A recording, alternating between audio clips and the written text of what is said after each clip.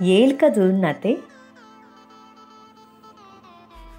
त्याने टेबलवर जोरात हात मारला आणि रागात बघत तिला विचारलं, दिव्या, तू काय बोलतेस? तुझं तुला तरी कळतंय का? मी तुला कधी म्हणालो असं? तुम्ही नाही बोलला, पण मला आता कोणाशीच नातं नाही जोडायचं. सर प्लीज, तुम्ही मला जाऊ द्या. तो बॉस होता, त्यामुळे ती जास्त तिरस्काराने बोलू शकत नव्हती. उगाच आपण नितीनचा राग ह्याच्यावर काढतोय असं वाटलं तिला. त्याच्यासमोर तिला स्वतःला कमजोर जाणवू द्यायचं नव्हतं. तरी अश्रू आलेच. तिने डोळे पुसले. तो थोडा वैतागला.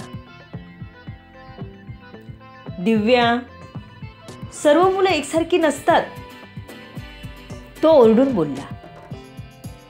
मला सर्व मुलांशी काहीच देणं घेणं नाही सर. तुम्ही असं ओरडून नाही बोलू शकत. मी इथे काम करते ह्याचा अर्थ तुम्ही मला केबिनमध्ये बंद नाही करू शकत. मी काही तुमची गुन्हेगार नाहीये. त्याने केबिन बंद केलं म्हणून राग आला होता तिला. त्यामुळे त्याला ती न घाबरता बोलत होती. नाहीच ऐकला तर ऐनवेळी काही फेकून मारायलाही कमी करणार नव्हती ती. कारण तिला हलक्यात घेऊन त्याने चूक केली होती. ती काहीही करायच्या तयारीत होती. हात धरायची हिंमत करू शकतो, तो काहीही करू शकतो आणि शेवटी बॉस होता तो. पण तीही हार मानणारी नव्हती. बॉस असेल तर त्याच्या कंपनीचा. एक एम्प्लॉई म्हणून मी त्याचं ऐकलंच पाहिजे, पण पर्सनल गोष्टीत त्याने यायला नको. आपल्या कक्षेत त्याला येऊ द्यायचं नाही हा चंगच तिने बांधला होता. मग काय होईल ते होईल. आदित्यने तिला बेफिक्रपणे विचारलं, नाही उघडलं लॉक तर काय करशील? दिव्याला आता आदित्यचा खूपच राग येत होता. मला चॅलेंज करतो म्हणजे काय? दिव्याने जवळच असलेला फ्लॉवर पॉट उचलून सरळ आदित्यच्या डोक्यात घातला. अगदीच बेसावत असलेला आदित्य तिच्या अचानक हल्ल्याने थोडा डगमगला. डोक्यातून रक्ताची धार लागली. ते बघून ती खूप घाबरली. नकळत फ्लॉवर पॉट गळून पडला तिच्या हातून. अरे, हे आपण काय केलं? त्याला रक्ताने माकलेलं बघून तिचेच हातपाय थरथर कापू लागले. आपण असं काही केलं ह्यावर तिचा स्वतःचाच विश्वास बसत नव्हता. आता या क्षणी ऑफिसमध्ये पिऊन व्यतिरिक्त कोणी नव्हतं. तिने आदित्यच्या खुर्चीच्या बाजूला असणारं बटन प्रेस केलं तसं केबिनचं लॉक उघडलं. आदित्य तिलाच बघत होता. तो इतकाही काही लेचापेचा नव्हता की फ्लॉवर पॉट मारला आणि तिथेच बेशुद्ध पडला. फक्त हासबास नसल्यामुळे त्याला तिला रोखता आलं नव्हतं. ती थरथरत्या पावलांनी दरवाजाकडे वळली. तिला आता पळायचं होतं. Do you want me to die? त्याचा थंड आवाज तिच्या कानात पडला. त्या आवाजात दुःख होतं. तो तिच्यावर प्रेम करत होता आणि आज त्याचंच प्रेम त्याला जखमी करून गेलं होतं. ह्या विचारासरशी त्याही परिस्थितीत त्याचे ओठ रुंदावले. त्याच्या अनपेक्षित प्रश्नाने ती गडबडली. तिचे पाय तिथेच थिजले. एकवटलेलं बळ निघून गेलं पायातून. तिचं पाऊल पुढे पडेना. तिला बाहेर जायचं होतं. जाताना पिऊनला ती सांगून जाणार होती त्याला बघायला. तो तिला मरावा असं कधीच वाटलं नव्हतं. डोक्यातून निघणाऱ्या रक्ताने त्याचं शर्ट आणि पॅन्ट दोन्ही भिजले होते. ती काही तरबेज गुन्हेगार नव्हती. त्याचं रक्त बघूनही तिला काहीच फील होणार नाही, हृदयात धडधडणार नाही. तिलाच त्याला असं बघून चक्कर यायची वेळ आली होती. तिने धीर एकवटून तिथल्या टेबलावर असलेली बेल दाबली. तुकाराम केबिनमध्ये पोचला. समोरचं दृश्य बघून घाबरला. स्वतःला सावरत त्याने आदित्यला पकडलं. कारण आता आदित्य डल होऊ लागला होता. सर, काय झालं? तुकारामाने एकदा त्याच्याकडे आणि एकदा तिच्याकडे बघत विचारलं, तुकाराम, शिवला बोलावून घे आणि ड्रायव्हरला गाडी काढायला सांग. फर्स्ट एड किट घेऊन ये आणि माझ्या कपाटातलं शर्ट घेऊन ये. मॅडम सांगतील तिथे त्यांना ड्रॉप कर. त्याने अगदी हळू आवाजात सांगितलं. त्याचं बोलणं ऐकून ती मात्र स्तब्ध झाली. नकळत एक अश्रू तिच्या डोळ्यातून निघाला. आपण काय केलं हा पश्चाताप देणारा. येस सर, असं म्हणत तुकारामने अक्षरशः वाऱ्याच्या वेगाने काम सुरू केलं. शिवला फोन करता करता त्याने फर्स्ट एड बॉक्स आणून बॉसच्या जखमेवर मेडिसिन लावून दिलं. पट्टी लावली. शिव यायला निघाला तसं ड्रायव्हरला गाडी काढायला सांगितली. आदित्यचं शर्ट पॅन्ट काढून टाकत दुसरं शर्ट पॅन्ट घालायला मदत केली. एवढं सगळं होईपर्यंत दिव्या तिथेच पुतळा बनून शॉकमध्ये उभी होती. त्याला नेऊन गाडीत बसवलं तरी दिव्याला काही सुचलं नाही. मॅडम, तुमचं घर कुठे आहे? बॉसने तुम्हाला सोडायला सांगितलं आहे. तुकाराम म्हणाला तसं दिव्या आपल्या तंद्रीतून बाहेर आली. मी जाते, तुम्ही बॉस सोबत जा, दिव्याने तुकारामला सांगितलं. नाही मॅडम, मला बॉसने तुम्हाला घरी सोडायला सांगितलं आहे. प्लीज चला, नाहीतर बॉस मला रागवतील. आणि बॉसने मला तीनदा सांगितलं म्हणजे तुम्ही खास असणार त्यांच्यासाठी. तुम्ही सांगा कुठे राहता ते. तुकारामने सांगितलं तसं ती त्याच्याकडे बघतच राहिली. खास असणार? मन सुन्न झालं होतं. मी आता काय करू? कोणाशी बोलू?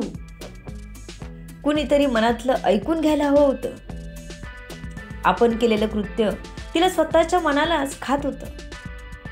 सामान्य माणसं आपण. उद्या बॉसने केस केली तर? केबिनमध्ये कॅमेरा तर असणारच. असं म्हणत तिने आजूबाजूला बघितलं तर दिसला तिला अगदी तिच्यावर रोखून बघत तिला जाब विचारत असल्यासारखा. तिने नजर फिरवली तर तुकाराम तिलाच बघत होता. मॅडम, काय झालं? तुम्ही गप्प का? मला ॲड्रेस सांगताय ना? आता तिचा नाईलाज झाला होता.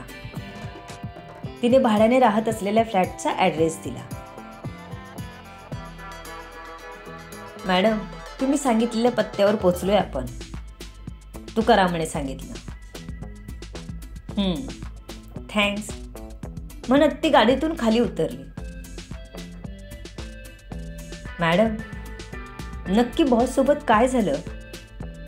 त्यांना इतकं कसं लागलं? तुकारामाने चेहरा बारीक करत विचारलं. त्याला बॉस बद्दल किती कळकळ होती हे दिसत होतं. बॉसनंच विचारा, असं सांगून ती वळली. मॅडम, नाही विचारू शकत काहीच बॉसला जोपर्यंत ते सांगत नाहीत. पण मी खूप घाबरलो, कारण खूप रक्त गेलेलं दिसलं. मला वाटलं तुमच्याकडून काही बॉसला लागलं की काय, तुकाराम म्हणाला. 2 मिनिटं शांत राहून तिने दीर्घ श्वास घेतला. कळेल तुम्हाला. आता जास्त टेन्शन घेऊ नका, बॉसला सांभाळा, ती म्हणाली आणि पटपट पावलं टाकत रूममध्ये पोचली.